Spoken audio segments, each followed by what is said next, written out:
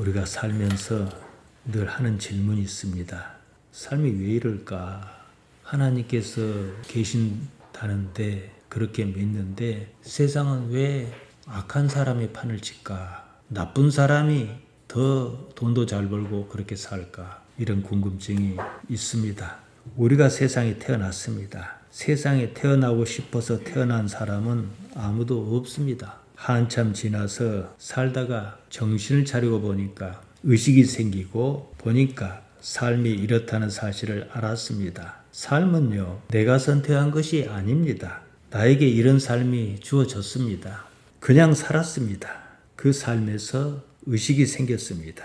무엇인가 알만한 나이에 이르렀습니다. 그제서야 내 삶이 왜 이렇지? 내 삶은 어째서 다른 사람의 삶과 다르지? 이럽니다. 사실 이 삶에서 내가 선택할 수 있는 것은요, 그렇게 많지 않습니다. 여자로 태어나고 남자로 태어나고 이것부터가 나의 선택이 아닙니다. 내가 누구를 좋아해서 사랑하고 결혼하였다 그럽시다. 이 사람과 결혼한 것은 나의 선택인 것 같습니다. 그러나 깊이 들여다보면 그조차도 나의 선택이 아닙니다. 그냥 왠지 모르게 이 속에서 무엇이 당겨서 그런 거예요. 그렇게 또 한참을 살다가 내가 그때 왜 그런 선택을 했지? 이런 생각이 들기도 합니다. 내가 이 사람 말고 저 사람하고 결혼했더라면 이런단 말이에요. 내가 선택한 것이 아니어서 그런 겁니다. 선택이라고 할 것도 없이 그냥 마음에 든 경우가 있습니다. 대개는 이런 경우를 가지고 내가 선택했다 이렇게 생각합니다. 사실은 아닙니다. 이런 것은요, 자동적으로 이루어집니다. 육체가 그렇게 작동합니다. 물고기가 바닷속에서 이리저리 다닙니다. 물속은 우리가 사는 공기 속과는 환경이 다릅니다. 시야가 훨씬 좁습니다. 중국의 황허강은 거의 흙탕물입니다. 그 속에서도 물고기는 아무런 문제 없이 돌아다닙니다. 잘 삽니다. 앞이 보이지도 않는데 어떻게 저렇게 돌아다닐 수 있을까 궁금합니다. 그냥 머리를 들이밀고 다니며 사는 겁니다. 심해 물고기는요, 눈이 없습니다. 눈이 있어도 어차피 앞이 보이지 않는 환경이니까 필요가 없어요. 퇴화했습니다. 앞을 보지 못해도 돌아다니며 사는 데는 아무런 문제가 없습니다. 물론 눈이 아닌 다른 감각기관을 사용할 것입니다. 눈이 있어서 눈으로 보고 반응하나 눈을 대신하는 다른 감각기관을 느끼고 반응하나 사는데 문제가 없으면 문제가 없는 겁니다. 며칠 전이었습니다.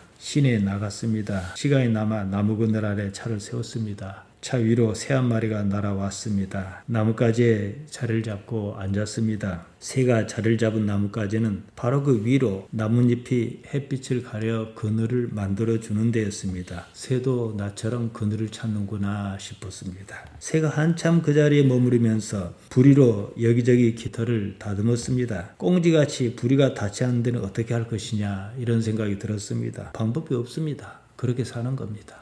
인간은 자연계에서 가장 발달한 생명체입니다. 가장 좋은 환경을 가졌습니다. 그럼에도 사는데 문제를 느낍니다. 삶이 고통스럽습니다. 불공평합니다. 만족스럽지 않습니다. 만족스럽지 않다고 느낀 그것이 다른 한편으로 이 삶을 발전시켰다는 사실입니다. 삶은 과거에 비해서 분명히 더 좋아졌습니다. 그랬음에도 삶은 여전히 만족스럽지 않습니다. 지금처럼 병원에 다니기가 좋은 때가 없었습니다.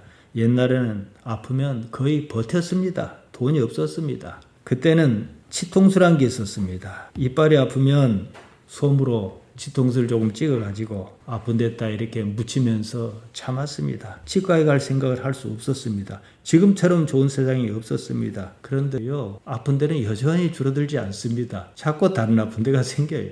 이게 삶입니다. 삶에서 이 이상의 것을 기대했다면 지칠 때가 반드시 옵니다. 지쳐야 합니다. 아직 지치지 않았다면 이 삶에서 기대할 것이 있다고 생각해서 그런 겁니다. 어느 날 누구나 반드시 지칩니다. 이쯤에서 우리는 생각해야 합니다. 그냥 이렇게 살다 말 것인가? 아니면 다른 무엇을 추구해야 하는가 말입니다. 이 세상을 살게 하는 힘은, 동력은 행복감입니다. 원색적으로 말씀드리면 쾌감입니다. 우리가 지난 시간에 보았습니다. 12절에 나옵니다. 사욕이란 말이 있는데요. 에피디미아입니다. 욕망입니다. 이것이 세상을 살게 합니다. 몸이 그런 요구를 합니다. 그래야 살려고 할 테니까 말입니다. 욕망이 없으면요, 살고 싶지 않습니다. 살아보아야 고통이 뻔합니다. 이런 구조에서 행복을 추구하기에 이르렀습니다. 삶의 목적이 마치 행복인 것처럼 다들 행복을 쫓아 삽니다. 행복을 찾으며 사는 그것이 세상을 사는 목표로 둔갑했습니다. 어떻게든 행복감을 느껴보겠다, 쾌감을 느껴보겠다, 그러며 사는 겁니다. 그건 곧 육체가 그렇게 요구하는 것입니다. 보통 사람에게는 그런 육체의 요구가 삶의 목표입니다. 바로 이런 구조에서 하마르티아가 작동한다는 것입니다.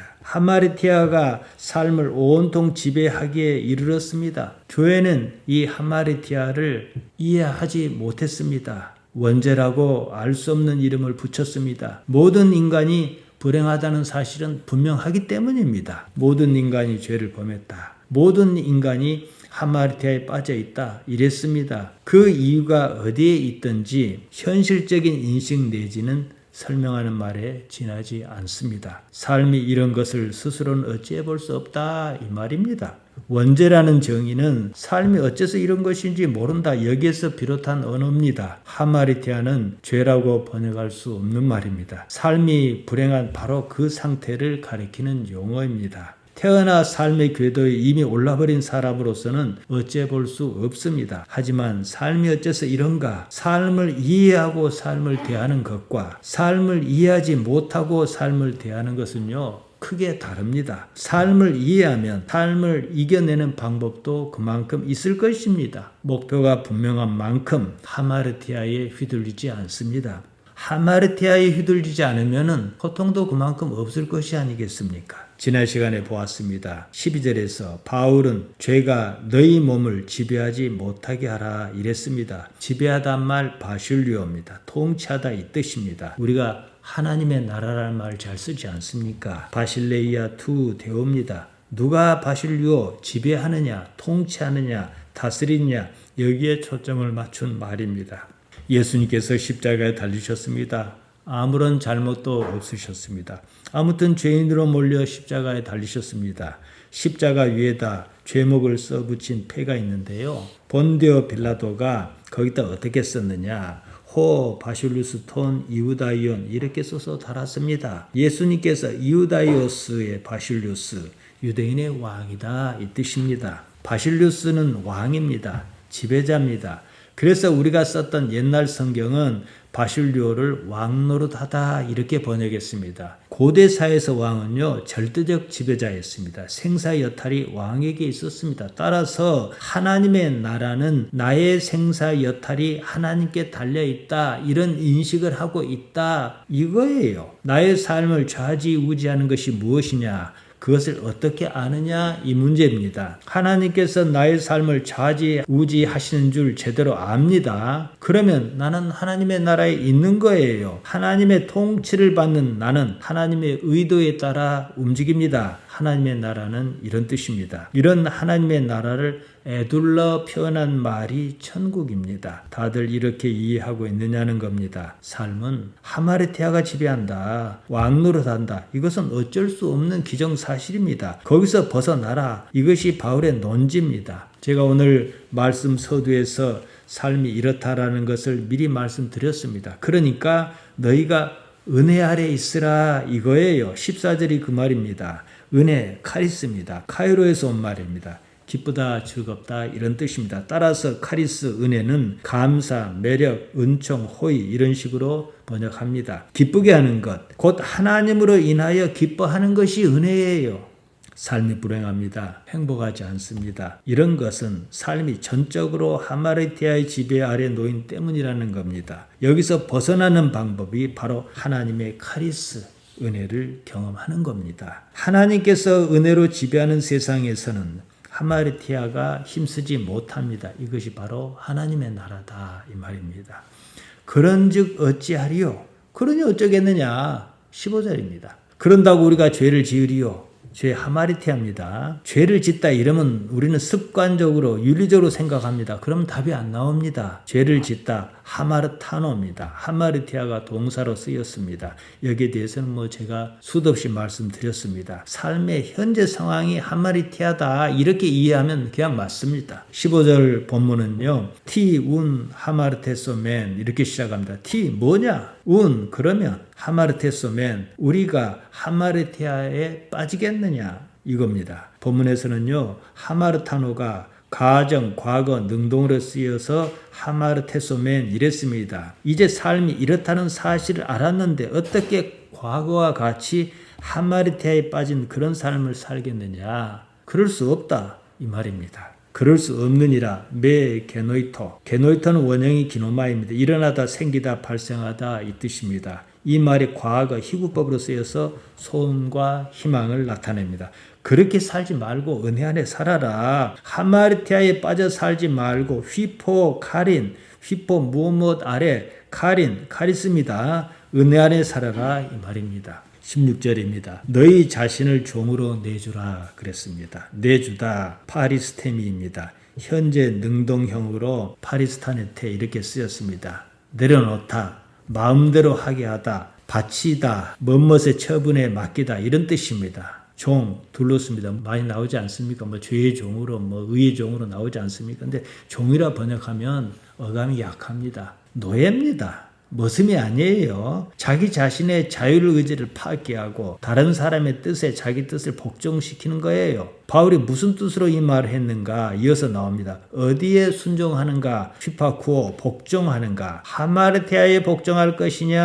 하나님의 의지에 복종할 것이냐? 이 말을 하지 않습니까? 하마르티아에 복종하면 죽음에 이를 것이고 하나님께 복종하면 의에 이른다 이랬습니다. 의 디카이오신에 대해서는 제가 지난 시간에 말씀드렸습니다. 우리가 흔히 말하는 의, 정의는 나의 판단에 따른 정의입니다. 여기서 말하는 정의는 하나님의 판단에 따른 정의입니다. 하나님의 판단은 나의 이해를 넘어설 수 있습니다. 나를 내려놓지 않으면, 나를 버리지 않으면 받아들일 수 없는 경우도 있습니다. 예수님의 십자가가 그것이었다고 말씀드렸습니다. 여기에 문제가 하나 있습니다. 내가 이해하지 못하겠는데 그것이 하나님의 의지라고 어떻게 이해하고 받아들일 것인가 이 문제입니다. 지금 이 삶을 주신 이가 누구인가를 생각하라 이것입니다. 제가 오늘 말씀을 시작하면서 말씀드린 것이 이 문제입니다. 이 삶이 내 마음에 들고 내 마음에 들지 않고는 별개입니다. 내가 이 삶을 선택하지 않았다는 사실이 때로는 불만스러울 수 있지만 다르게 생각하면 오히려 그 때문에 감사합니다. 내가 이 삶을 책임질 이유가 없기 때문입니다. 내가 이 삶을 애써서 살아낼 이유가 없습니다. 나는 다만 하나님께서 주신 이 삶을 내게 맡겨주신 그대로 성실하게 받들면 그만입니다. 하나님께서 나의 이 삶을 주셨고 책임지실 것입니다. 자기 판단에 따라 자기가 이 삶을 살려고 하면 하마르티아에 휘둘릴 수밖에 없습니다. 또 그 때문에 반드시 죽음에 이른다 이렇게 말합니다. 여기는 충분히 이해할 수 있습니다. 17절입니다. 하나님께 감사하리로다. 카리스 데 토이 데오이 이렇습니다. 감사, 카리스입니다. 은혜 이 말입니다. 은혜란 말을 쓸 때는 무엇이 은혜라는 말인지 충분히 숙지한 상태여야 합니다. 알고 보니 그것이 하나님의 은혜다 이렇게 말하는 거예요. 무엇이 은혜입니까? 너희가 본래 하마르티아의 노예였다 이랬습니다. 너희가 본래 무엇이더니 에테입니다. 나는 무엇이다 이런 에이미가 묘할료로 쓰인 겁니다. 너희가 하마르티아의 노예 상태로 계속 있을 처지였다는 거예요. 이제 빠져나왔습니다. 우리가 하마르티아의 노예 상태에서 벗어나려는 생각이 그때는 없었다는 거지요. 무엇이 문제인가 파악하지도 못하고 거기서 벗어날 생각도 없었습니다. 그냥 불행의 늪에 빠진 채로 살고 있었다는 겁니다. 너에게 전해 주었다. 파레도 데테를 썼습니다. 너희가 전하여 받은, 너희가 위탁받은 이런 뜻입니다. 무엇을 전하여 받았단 말입니까? 교훈의 본이라 그랬습니다. 티폰 디다케스, 가르침의 모형, 너희가 거기에 순종하라 이 말입니다. 18절입니다. 그렇게 하면 너희가 함마르티아에서 벗어날 뿐만 아니라 비로소 의 디카이오신에 속한다 이렇게 말합니다. 앞서도 말씀드렸습니다. 의는 디카이오신에는 나의 의가 아닙니다. 하나님의 의입니다. 나의 의가 아니라 하나님의 의를 받아들일 때 하나님께서는 그것을 믿음이다 이렇게 여겨주십니다. 제가 지난 시간에 창세기 15장 6절을 말씀드렸습니다. 거기 보면 이렇게 나옵니다. 하나님의 말씀이 환상 중에 아브라함에게 나타났습니다. 하나님께서 아브라함에게 말씀하시는 거예요. 창세기 15장 5절입니다. 그를 이끌고 밖으로 나가 이르시되 하늘을 우러러 무뼈를 셀 수 있나 보라. 또 그에게 이르시되 내 자손이 이와 같으리라. 예, 아브라함이 여호와를 믿으니 여호와께서 이를 그의 의로 여기셨다 그럽니다. 여기서 주목해야 하는 말이 있습니다. 의로 여기셨다는 겁니다. 하나님께서 아브라함의 무엇을 체다카로 여기셨다는 말인가? 이거예요. 아브라함은 자식이 없었습니다. 나이로 보아 도저히 자식을 낳을 수 없는 신체적 조건이었습니다. 그런 상황에서 하나님께서 아브라함에게 하늘을 우러러 무뼈를 셀 수 있나 봐라. 또 그에게 이르시되 내 자손이 이와 같으리라 이렇게 말씀하셨다는 거예요. 도저히 받아들이기 어려운 말씀입니다. 이해가 가지 않습니다. 그럼에도 일단은 그 말씀을 받아들였다, 믿었다. 그래서 그것을 의로 여기셨다 이 말씀입니다. 그러면 아브라함이 그 말씀을 믿고 이삭이 날 줄로 기다렸느냐? 현실적으로 그러지는 못했습니다. 애굽에서 데리고 온 여종 하갈을 맞아들여 이스마엘을 낳았단 말이에요. 아내 사레가 그것을 요청했습니다. 그런 일이 있었음에도 아브라함이 여호와를 믿었다. 여호와께서 이를 그의 의로 여기셨다 이럽니다. 이것이 무슨 말입니까? 앞뒤가 안 맞는 듯 합니다. 결국은 하나님께서 그렇게 이끌고 가셨다 이거예요. 하나님께서 우리를 어디로 이끌고 가셔요. 이끌고 가는 과정에는 고통이 따를 수도 있고 어려움이 따를 수도 있고 내가 뭔가를 알았던 몰랐던 하나님의 뜻에 맞아서 잘 나갈 때도 있어요. 그러나 이끌고 가는 그 자체를 가지고 나의 의로 여겨주신다 이 말씀입니다.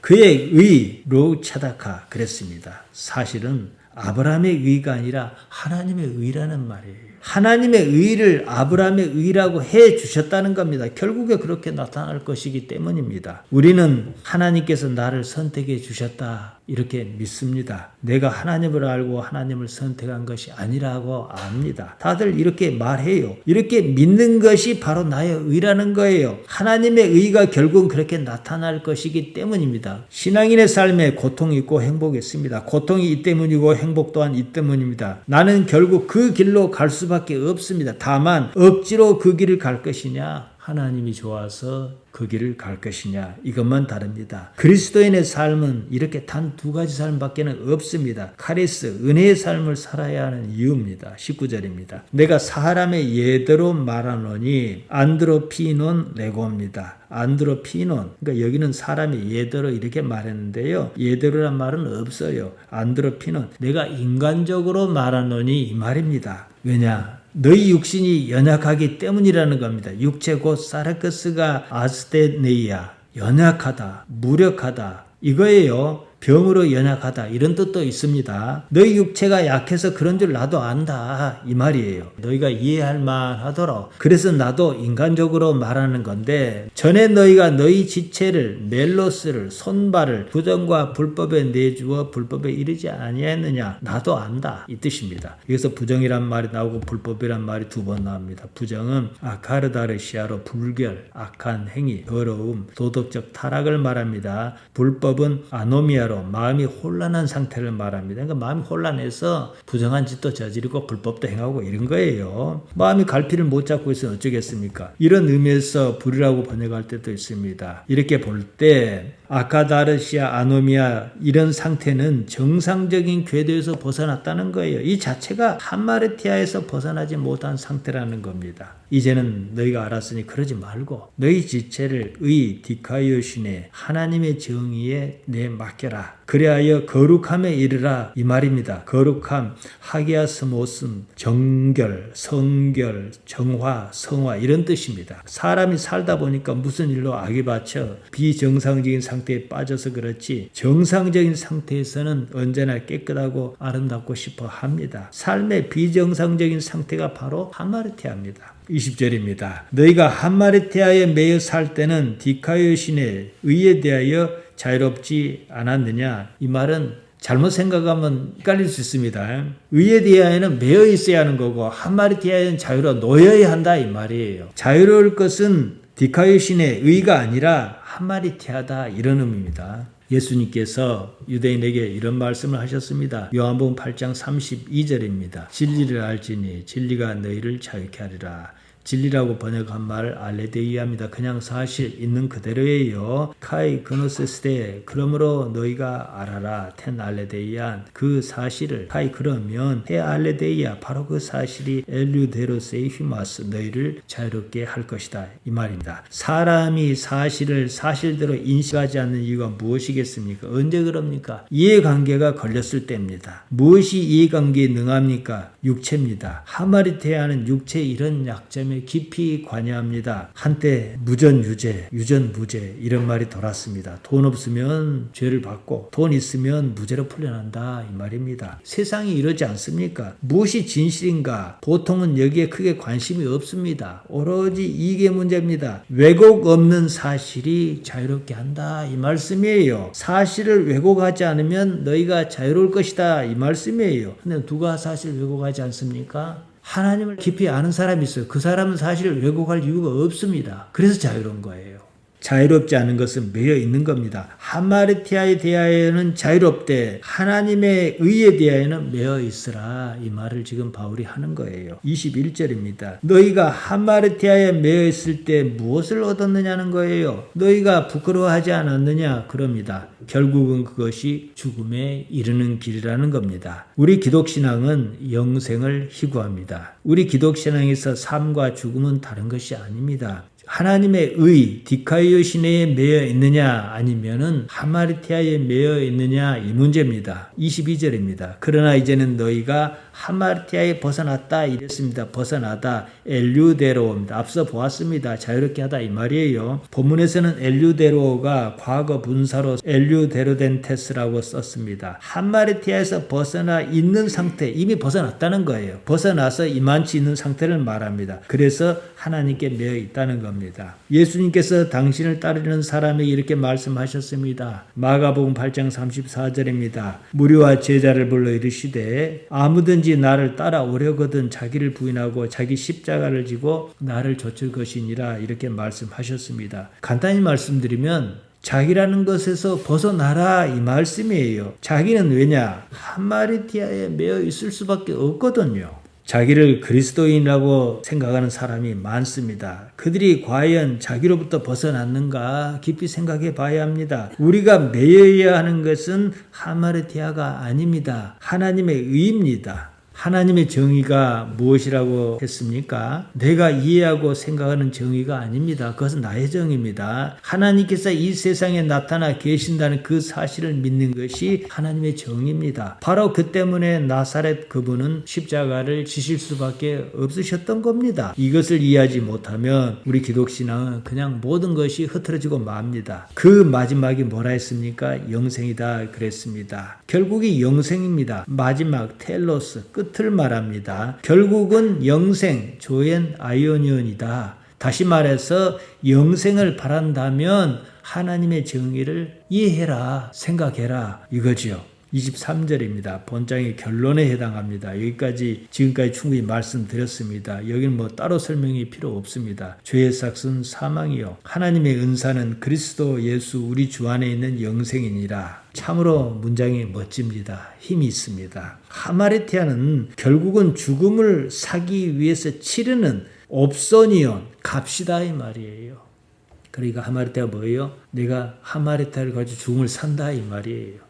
하마르티아를 가지고 죽음을 산다. 참으로 강렬하고 멋있는 문장입니다. 우리는 그럴 수 없다는 거지요. 하나님의 은사, 카리스마는 그런 것이 아니라 그럽니다. 은사, 카리스마는 호의나 선물을 말합니다. 하나님께서 당신의 자녀에게 거저 주시는 겁니다. 하나님의 호의를 거절하겠다면 달리 방법이 없다는 거예요. 그냥 그대로 살다가 죽어야 합니다. 하나님의 호의를 받아들인다면 하나님의 정의, 디카이오 시내를 생각해야 한다는 거예요. 예수님께서 그러셨듯이 말입니다. 이것이 바로 예수님을 믿는다는 말이에요. 예수를 믿는 사람이면 누구나 이렇게 말합니다. 세상이 왜 이렇지? 나는 하나님의 뜻을 좇아서 산다고 살았는데 내 사는 것이 왜 이렇지? 이런 생각이 듭니다. 나의 의의를 하나님의 의의라고 착각해서 그런 겁니다.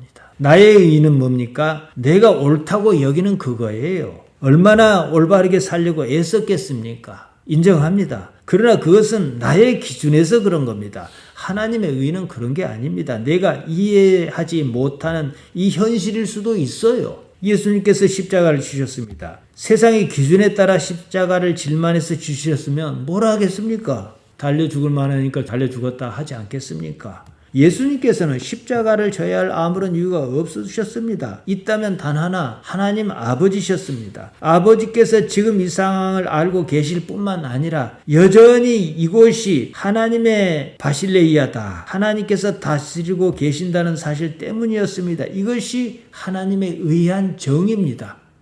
예수님은요, 우리에게 하나님의 방법입니다. 나사렛 그분은 무엇을 바라고 사셨는가? 이 문제입니다. 예수님의 삶은 우리 삶의 모본, 티포스입니다. 사는 것이 우리만 힘들었던 건 아닌 모양이에요. 시편 기자는 자기 스스로에게 이렇게 말했습니다. 시편 42편 5절입니다.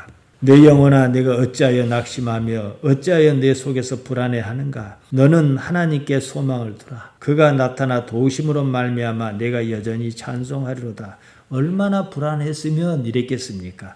그래도 하나님께서는 살아계신다 이 말입니다. 어떻게든 나의 이해를 뛰어넘어야 해요. 그래서 시편 기자의 고민은 뭐예요? 하나님께서 안 살아계시면 어떡하지? 이게 아니에요. 나는 어떻게 나의 이해를 뛰어넘을 수 있는가? 이 문제란 말이죠. 이것이 자기 부인이에요. 시편 기자가 말한 영혼, 네페시입니다. 헬라 말로 하면 푸시케입니다. 영이 아니에요. 영혼이라 번역도 합니다만 이 말은 목숨이라고 번역하는 것이 훨씬 좋습니다. 혼도 여기에 해당합니다. 영은 히브리 말로 루하고 헬라 말로 푸뉴마입니다. 개념 정리가 좀 필요합니다. 우리가 이제 성경에 읽다 보면 육체란 말이 나오고 몸이란 말이 나오고 목숨이란 말이 나오고 영이란 말이 나오지 않습니까? 히브리 말로 하면 순서 그대로 하면 바샤르, 베텐, 네페시, 루하 이렇습니다. 헬라 말로 그대로 하자면 사르크스, 소마, 푸시케, 푸뉴마입니다. 바샤르와 사르크스는 의미가 명확합니다. 이런 살을 나타내는 용어니까요. 신체입니다. 베텐과 소마는 몸이라고 번역하는데요. 사실상 의미가 명확하지 않습니다.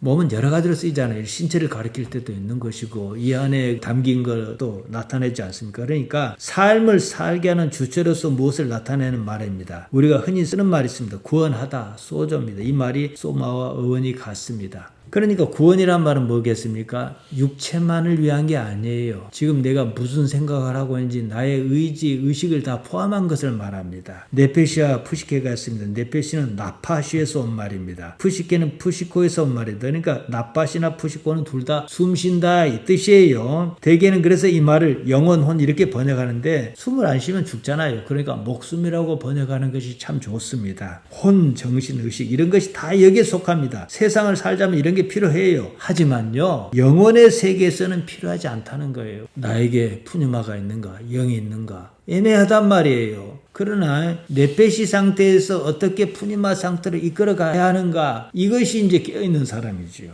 루아와 푸니마가 우리가 흔히 영이라 말하는 그겁니다. 참고로 말씀드리면 영이나 성령이나 같은 말입니다. 성자는 영을 수식하는 말이에요. 우리가 지향하는 궁극적인 경지입니다. 하나님께서는 바로 이 상태 영으로 계십니다. 하나님께서는요, 아무것도 필요로 하시지 않습니다. 필요로 하는 모든 것은 육신이 요구하는 겁니다. 하나님께서 모든 것을 다 가지고 계시기 때문에 아무것도 필요로 하지 않으신 게 아닙니다. 하나님께서는 육신이 없으시기 때문에 아무것도 필요로 하지 않은 거예요. 자, 우리가 지금 뭐가 필요하다 그럽시다.